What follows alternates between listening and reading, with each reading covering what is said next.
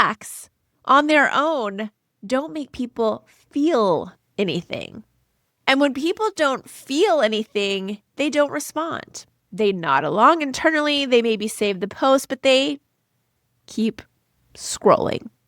And the algorithm, it sees that passive behavior and decides that your content isn't worth amplifying. Hey, and welcome back to this Social Media CX show. I am Brooke, CEO of B Squared Media, author of Conversations That Connect, and your guide through what I'm calling the May series, which is 4 episodes and 4 layers of the social penetration theory. And one very big argument for why the way you communicate on social is either building relationships or quietly killing them.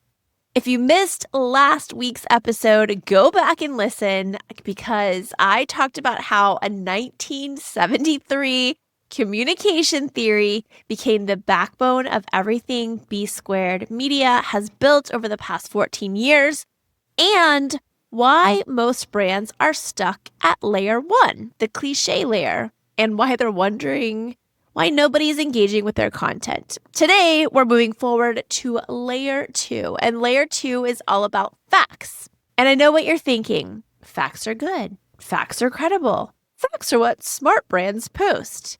You're not wrong. But here's the thing about facts, and this is the part that might sting just a little.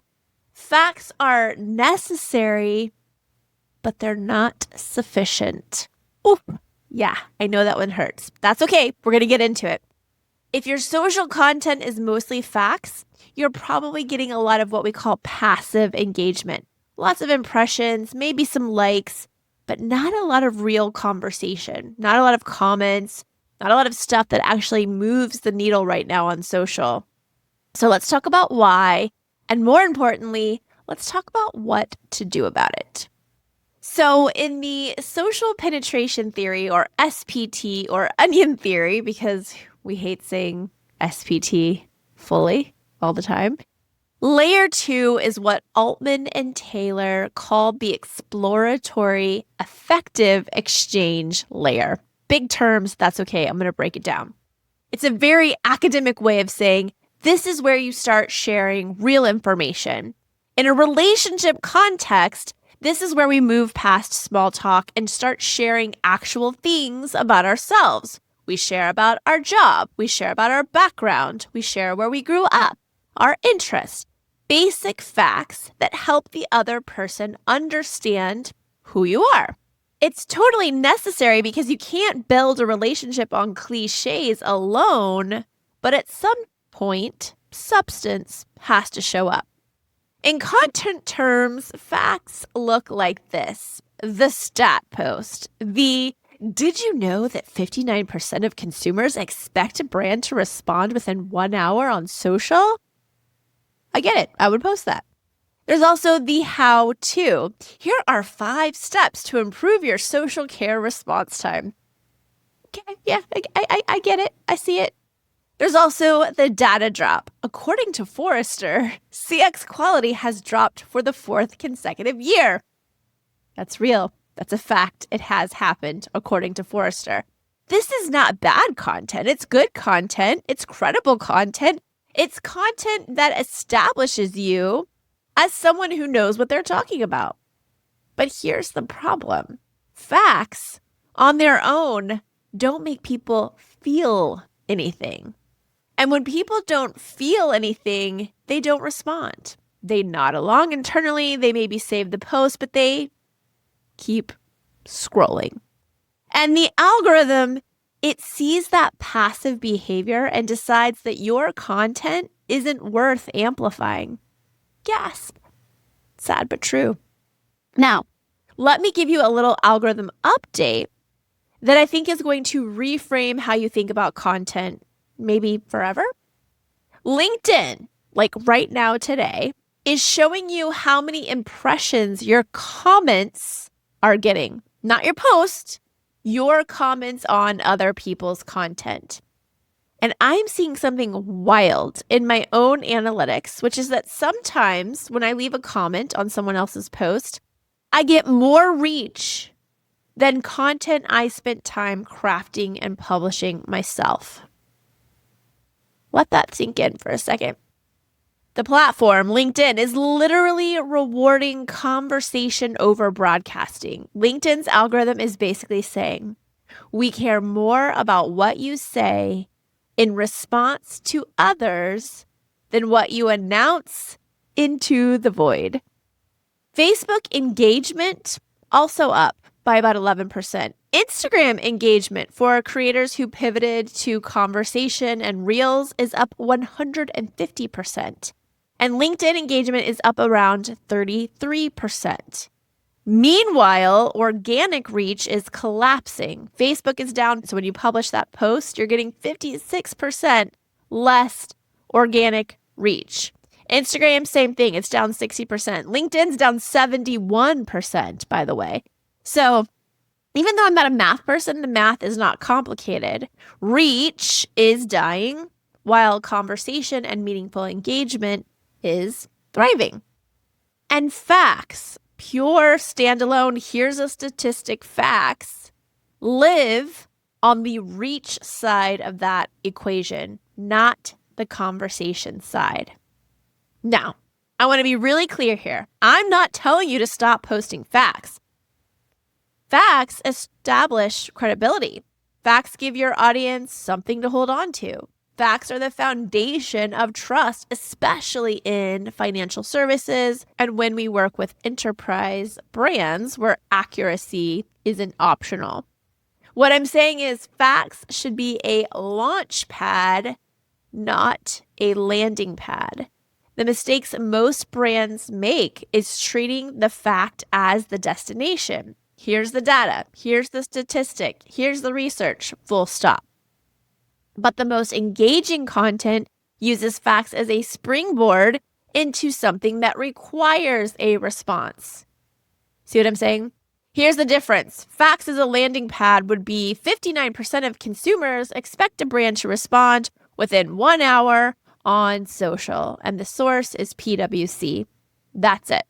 That's the post. It's credible. It's accurate. It's completely passive, right? We're going to scroll right past it. Now, if I were using facts as a launch pad, I might post something like this. 59% of consumers expect a brand to respond within 1 hour on social. Most brands take 24 plus hours. If you're in that gap, what's actually stopping you from closing it? Is it staffing, tools, ownership? Drop it in the comments. I'd like to know. Same fact, completely different outcome. One invites passive consumption, passive scrolling, which we know the algorithms and the social media platforms do not want.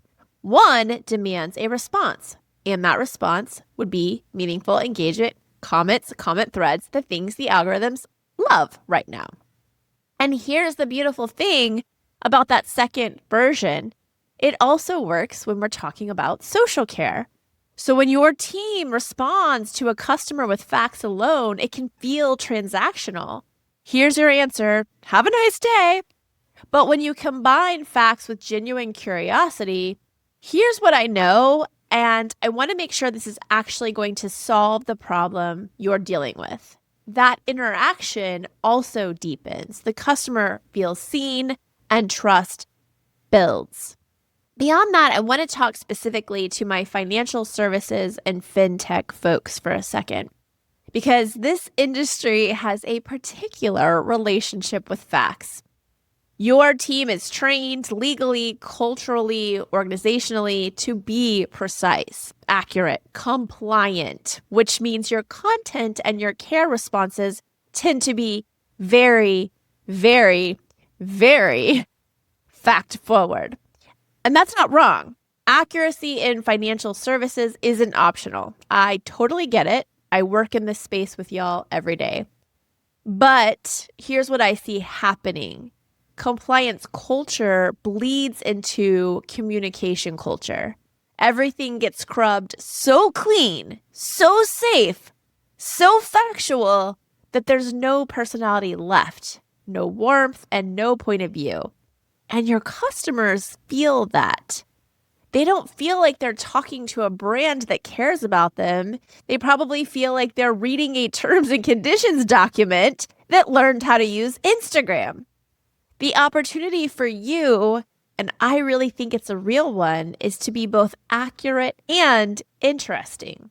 To use facts as the foundation, but build something on top of them, an opinion, a question, a moment of genuine human curiosity. You can be compliant and conversational. I promise. We do it every day with our financial service clients. Also, this is exactly why we built the Talk-Worthy Content course, because most brands know how to find facts. They know how to cite sources and pull statistics and write accurate, credible content. What they don't know is how to take that fact and turn it into something worth responding to. That is a skill, and I promise you it is a learnable skill. The Talk-Worthy Content course walks you through exactly this, how to move from the facts layer to the opinion and the feelings layers in a way that feels natural and on brand and actually generates the kind of engagement that the algorithms are rewarding right now. And it's totally free. You can find the course at bsquared.media, go to resources and courses, and then view the Talk-Worthy Content course. Wherever you're watching or listening to this podcast right now, I will have the link to this course in the show notes or in the transcript. Because if you've been doing great, accurate, well-researched content and wondering why no one's talking back, this course is your answer. All right, so where does that leave us? We've got week 1, layer 1, cliches. It's where most brands live because it's safe, it's predictable, and it's totally forgettable. Layer 2 is facts, and this is where credible brands live. It's accurate, it's trustworthy, but it's still mostly passive.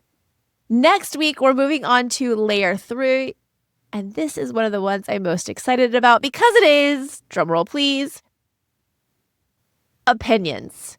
Now, this is where conversations actually start. This is where the algorithm sits up and pays attention. This is where most brands go completely, utterly silent because opinions feel risky.